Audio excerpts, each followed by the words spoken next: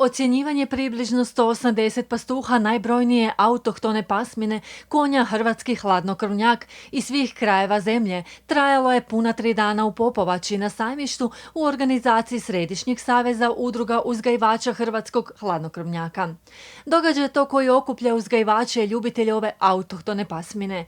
Manifestacija je pružila priliku za predstavljanje kvalitete uzgoja, razmjenu iskustava među uzgajivačima, te promicanje očuvanja i razvoja hrvatskog hladnokrvnog konja. Još je uvijek Sisačko-moslavačka županija najjača po broju hladnokrvnih konja, tu računamo i posavce i hladnokrvnjake, a u hladnokrvnom uzgoju Ličko-senjska ima najviše. Na Sisačko-moslavačka je to neki 2700 grla, dok je na Ličko-senjskoj blizu 4000, govorimo o hladnokrvnjaku, a ukupni broj hladnokrvnjaka je 13.996 i 1544 uzgajivača.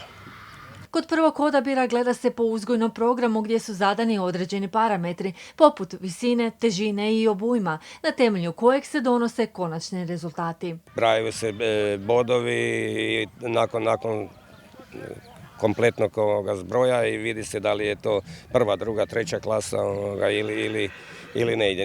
Neki od ovih prisutnih danas nisu uopće niti prošli su samo kroz prvi onaj filter, to je vaga i visina, znači nisu zadovoljili niti težinu niti visinu i ti jednostavno ideju doma, eventualno na godinu ukoliko će se popraviti, mogu doći još jednom i za njih je priča gotova. Sisačko-moslavačka županija 90% konja drži na pašnjaku, isto i Lika.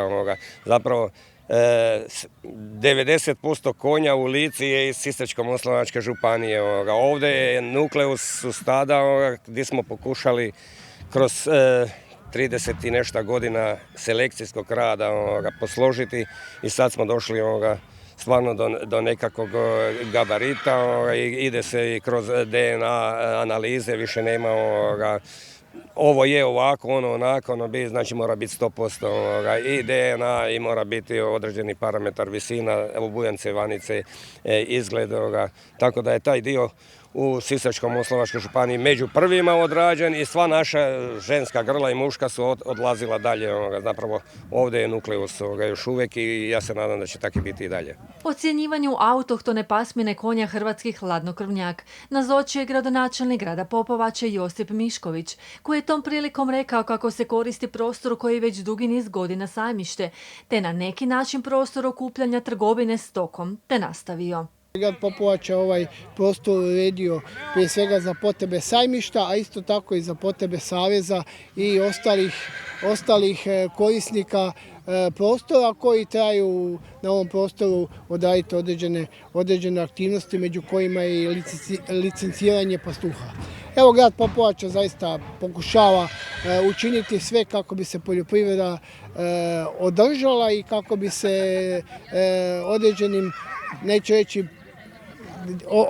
određenom dijelu sufinanciranja i potpora kako bi poljoprivreda mogla nastaviti razvoj i ostati u ovoj, ajmo reći, konkurenciji, pogotovo Evropske unije, gdje pokušavamo stvoriti prije svega domaći proizvod, domaću hranu, a mislim da je to za sve najbitnije. Evo i ovo licenciranje pastuha na kraju jedna od stvari koja je bitna za funkcioniranje saveza, a prije svega za, ajmo reći, kvalitetno i zakonsko uzgoj konja, budući da evo i na kraju i to je bitno da naša stoka bude autohtona, da naša stoka ima svoje porijeklo i da na neki način zaštitimo one pasmine koje su autohtono naše, a to su prije svega hrvatski posavac i hrvatski hladnokrvnjak. Mislim da je ovo još jedna u nizu aktivnosti koja prije svega služi da bi zaštitili autohtone pasmine,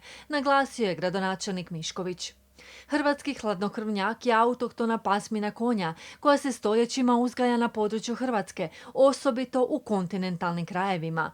Poznat je po svojoj snazi, mirnom temperamentu i izdržljivosti, zbog čega je kroz povijest imao važnu ulogu u poljoprivredi i životu ruralnih zajednica.